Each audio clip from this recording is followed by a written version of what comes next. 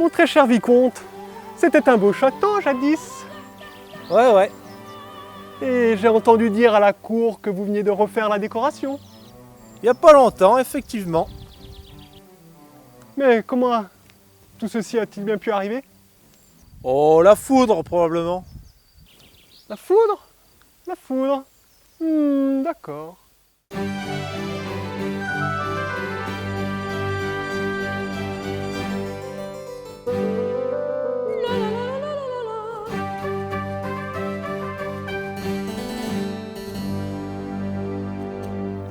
Il m'est arrivé une aventure inattendue la saison dernière.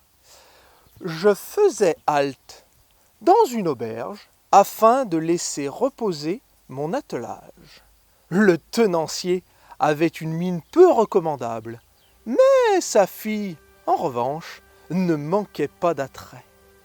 C'était une belle brune pourvue de généreuses loches, de généreux appas et de courbes à faire dresser tout homme.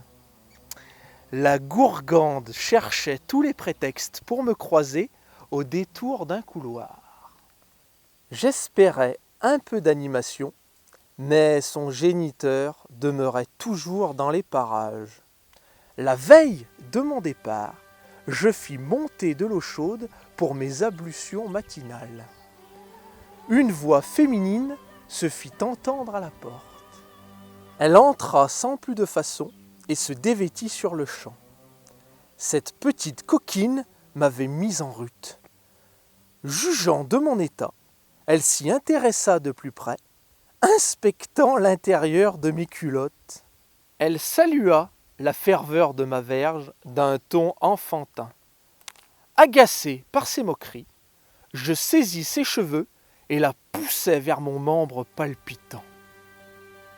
Sa bouche engouffra aussitôt ma virilité. La dame vint ensuite se caler en levrette, m'offrant ses deux orifices sans retenue. Je respirais profondément pour m'apaiser les sens et m'immisçais dans son antre. Elle était encore plus serrée que je ne l'imaginais. Je ne fis donc que quelques allers-retours. J'avais envie de me sentir à mon aise dans sa fleur élargie.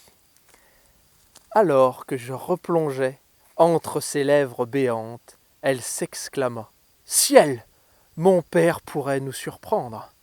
N'écoutant que mon courage, je me fis un devoir de l'honorer de ma semence.